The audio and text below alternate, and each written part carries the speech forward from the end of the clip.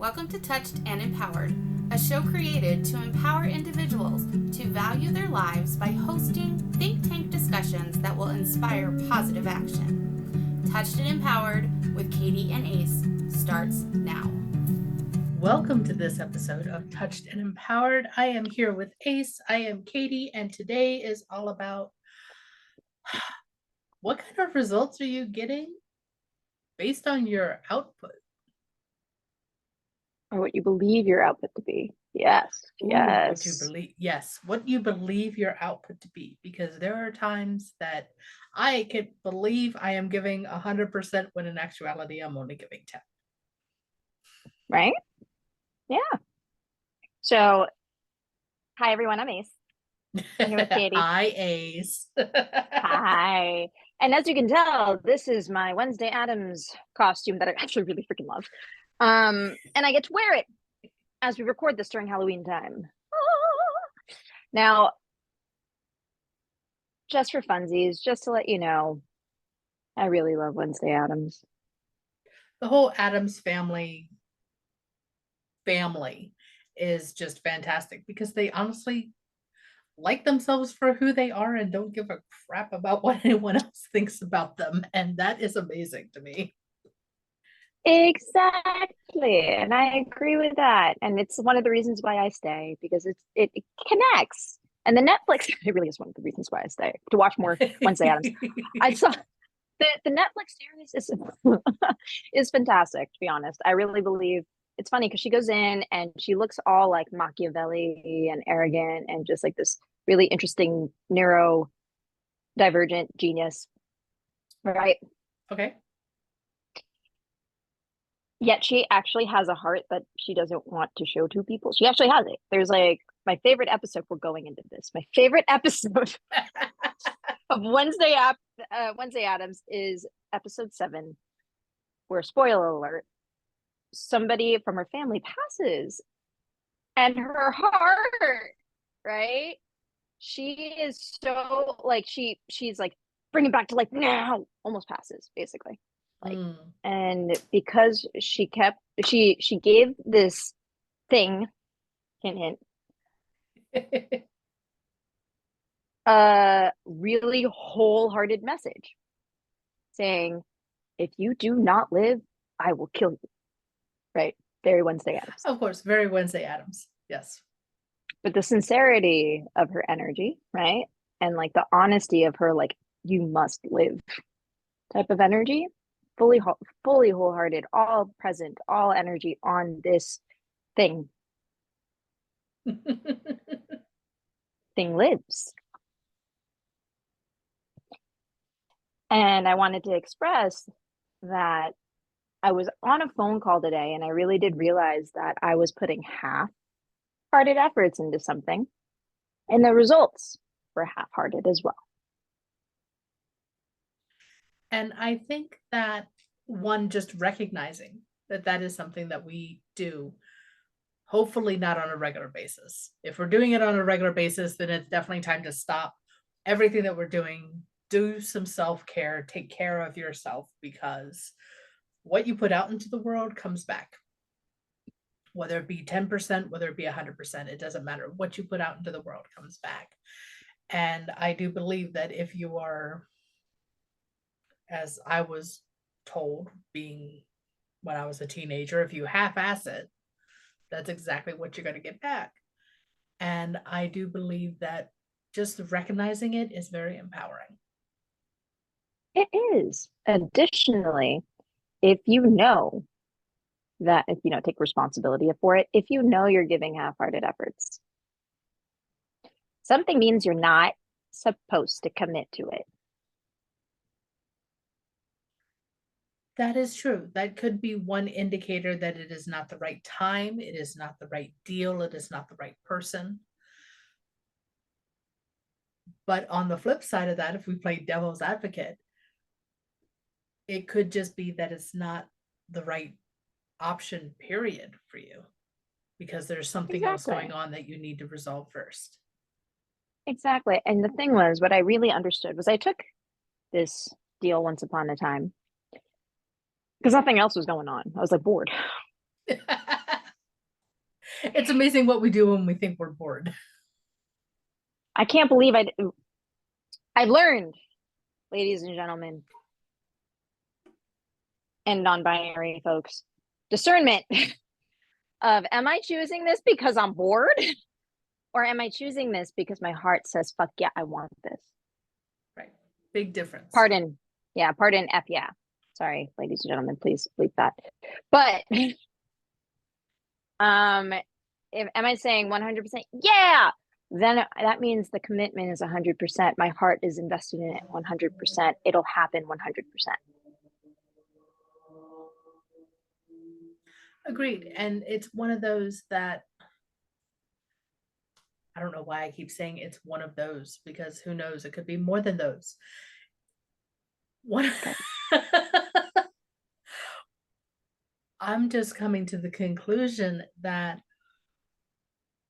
really everything is full circle when it comes to what you put out into the world is what you get back.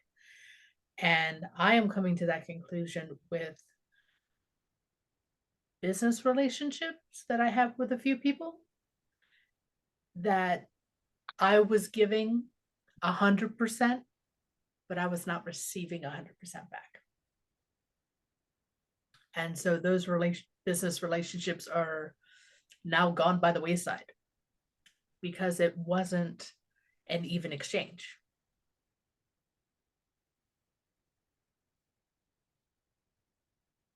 I'm nodding. Yes, I see you nodding a lot, and you're nodding a lot, and your whole body is nodding now.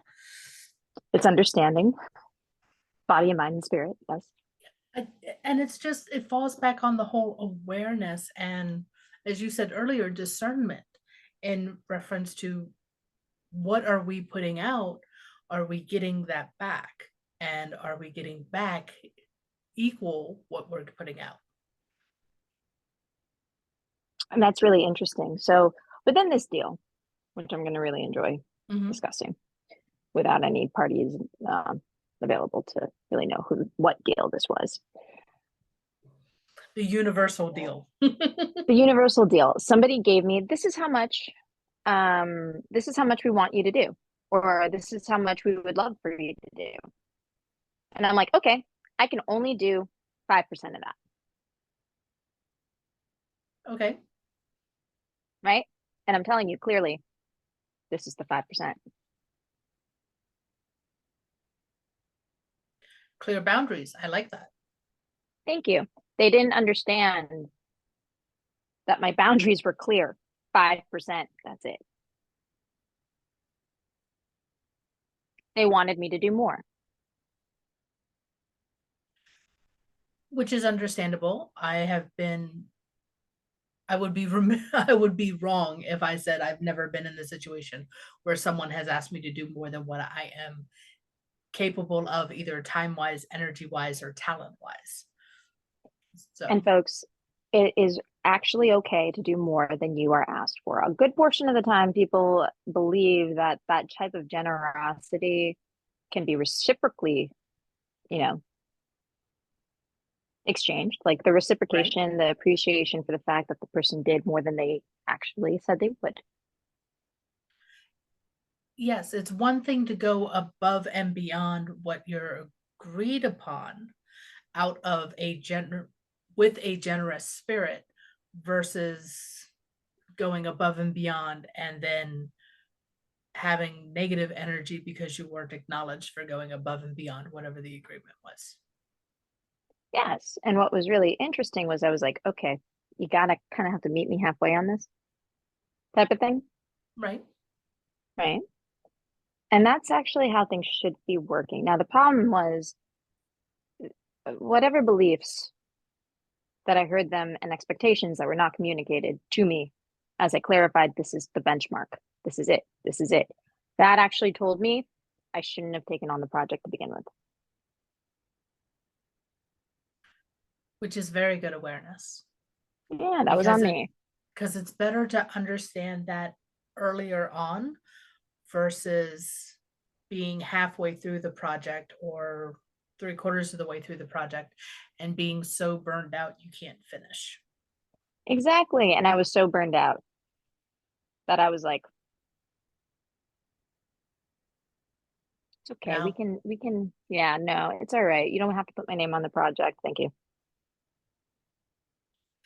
Well, I don't think I've ever even told this story.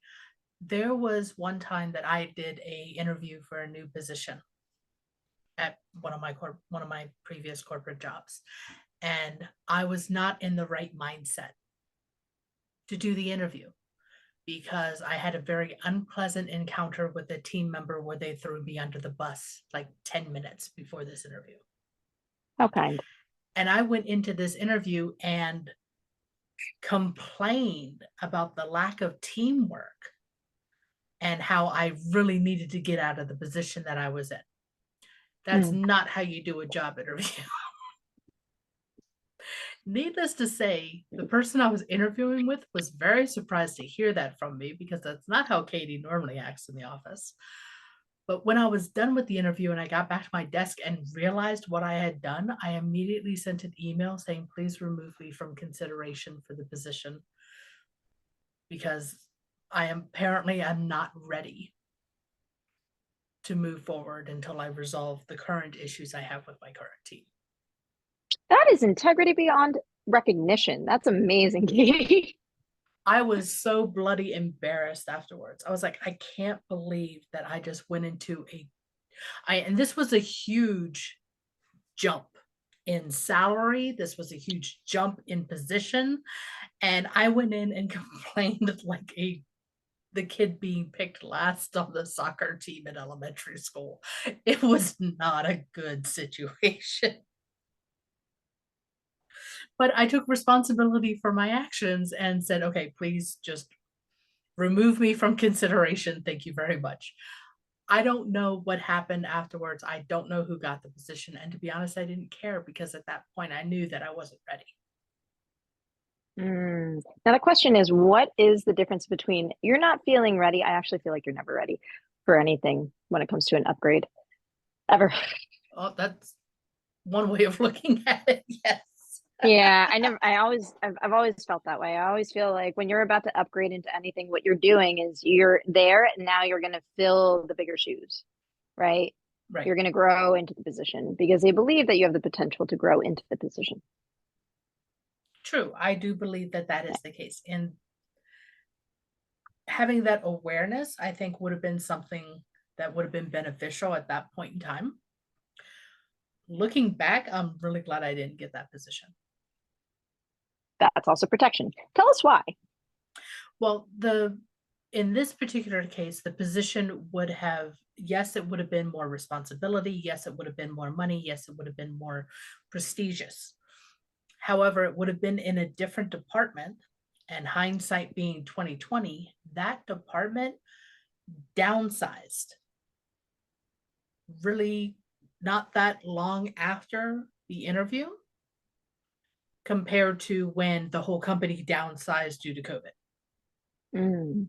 So because the rules for losing your job were different from the time frame when they did that first downsize to when they did the downsize due to everyone shutting down due to COVID, it would have made a big difference in what possibilities were open to me afterwards.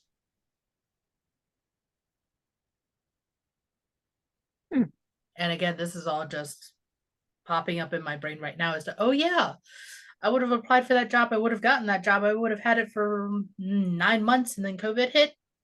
Yeah, that would not have been a safe place to be versus being where I was. I had been in that position for several years. So even though I was let go, I had the seniority of the position that I was in versus the lack of seniority in a newer position. So do you feel like understanding that, did you go the happier route? No. Okay.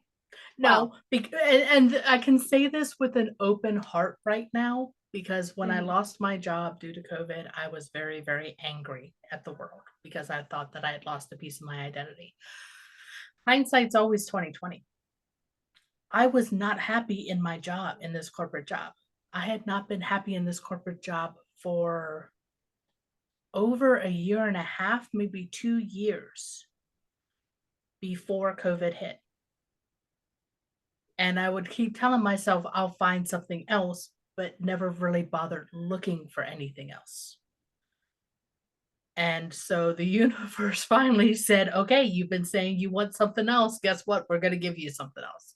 And the universe just opened up this other door for me to where, oh, I can now figure out what it is that Katie really wants to do with her world and what she wants to do with her life instead of being a corporate cog in the wheel. Oh, this is going to be a fun conversation now.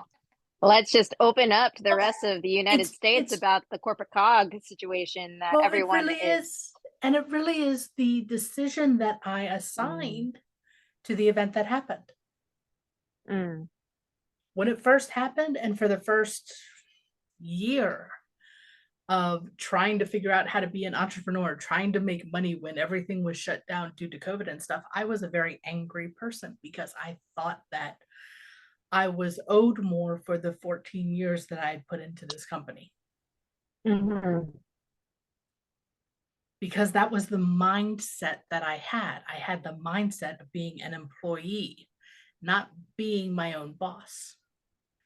And I couldn't justify being my own boss because when I was a teenager, I made the decision that I had to have a job with a paycheck every 2 weeks. So I knew the money would be there to pay my bills. And again, that was just the belief that I had created at that point in time, because at that point in time, I needed to have a steady paycheck to pay my bills. Right. And it's so interesting when you so fun facts, ladies and gentlemen, when you become an entrepreneur, that mindset of you're owed anything goes out the window. You should burn it alive now. Yeah. I'm not kidding.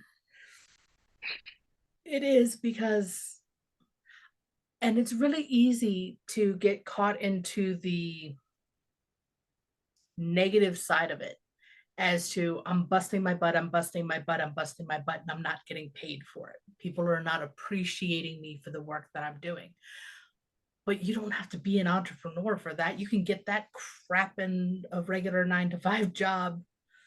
Yes. Anywhere, because I had that mindset, and not necessarily the corporate job, but at previous jobs that I had before that, where I worked and never got any recognition for it, which I found out that is one of the main reasons that people quit their jobs is because they don't get recognized for the work that they are actually doing.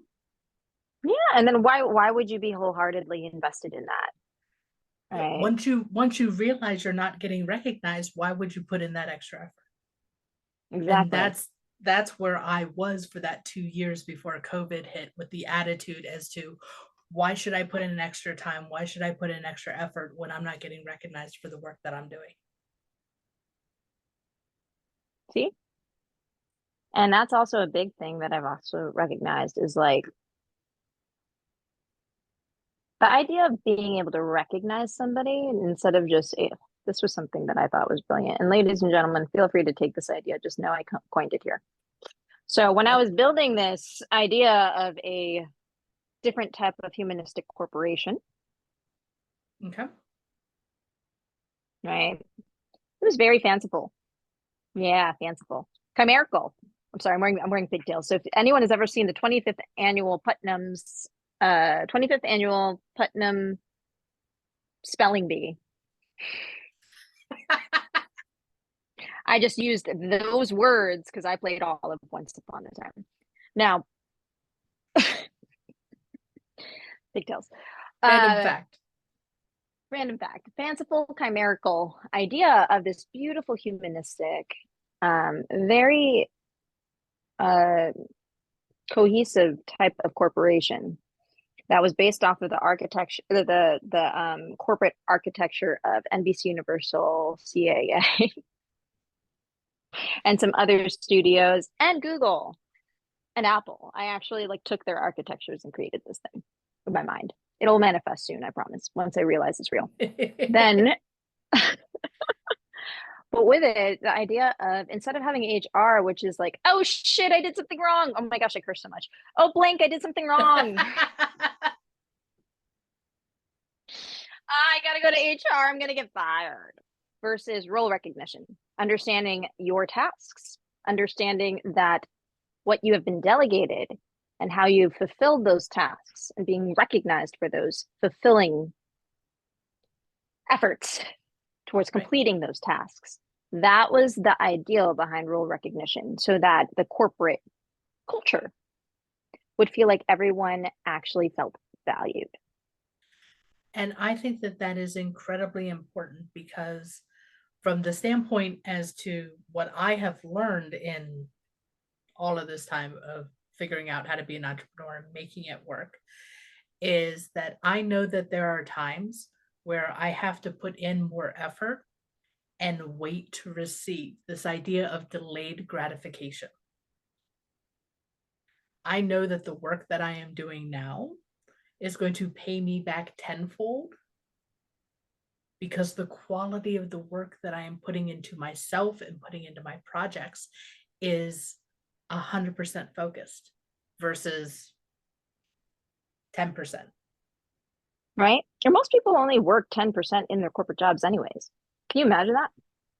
Yeah, so imagine if they were doing something and feeding the energy 100% with the understanding that the scales will balance out.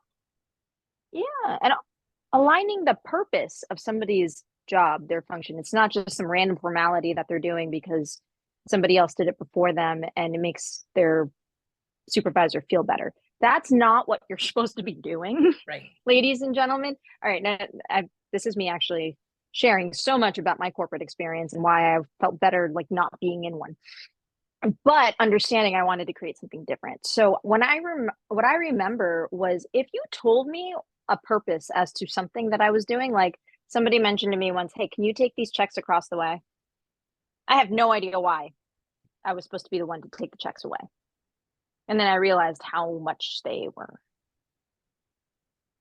Ooh, so you were shown value as an individual because you were trustworthy to take these high value items and move them to where they needed to go. Yes. And I remember somebody I delegated this to slapped one of these checks on one of their friends' backs. Now I get it. I get it. I totally get it. And if you're listening, honey, I love you no matter what. So don't worry. I forgave you a long time ago. So here's what the purpose, and I think the thread of this whole conversation about what you put out is what you're going to get back, and what you get back as a result of what you put out, is that it's really about the attitude that we have with the work that we do. Yeah, understanding. Look, if you're one thing that I've also really understood about being an entrepreneur, and if you take this mindset and put it into a business or whatnot, you'll end up leading the business, to be fair. So you're supposed to give, right? And then allow yourself to receive. Not expect to receive, but allow. Right. That is very faith-based. It's like, it's not mechanical.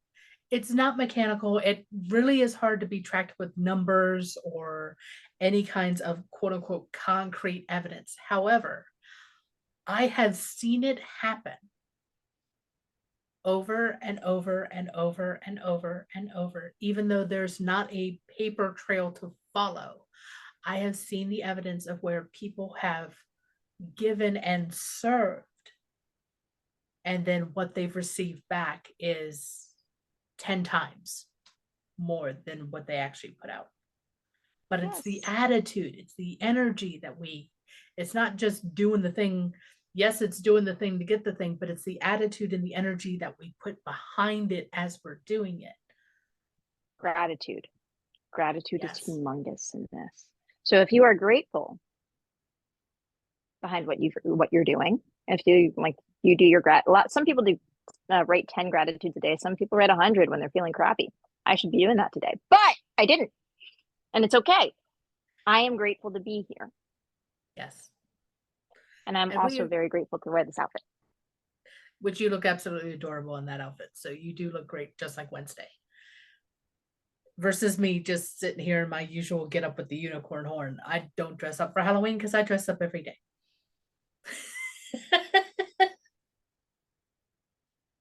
I hope everyone heard my smile. Yes, everyone can see yours. Even if they can't hear your smile, they can see it through the sound waves because it's just radiating through the camera right now.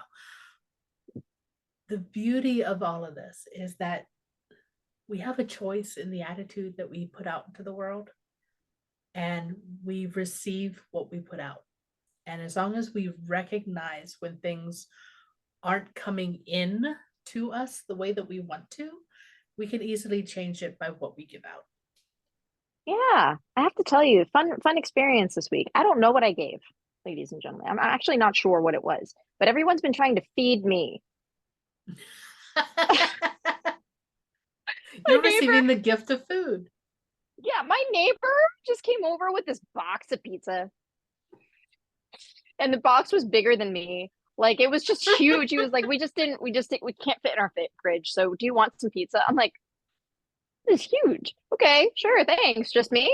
Okay. Ooh, it's like 2 meals. Bring it home. I go to my other, like, one of my close friends, like we do a lot of Buddhist activities together. And he was like, do you want an egg for breakfast? Like, like we're about to hop on this call. I'm like, an egg? Sure, I'll have an egg. Thank you. I'll eat some of your eggs. Sure. Like, and it was funny because he offered it first, and I was like, no, it's okay, I'm okay. And he was like, no, do you want some? I'm like, okay, I'll have an egg.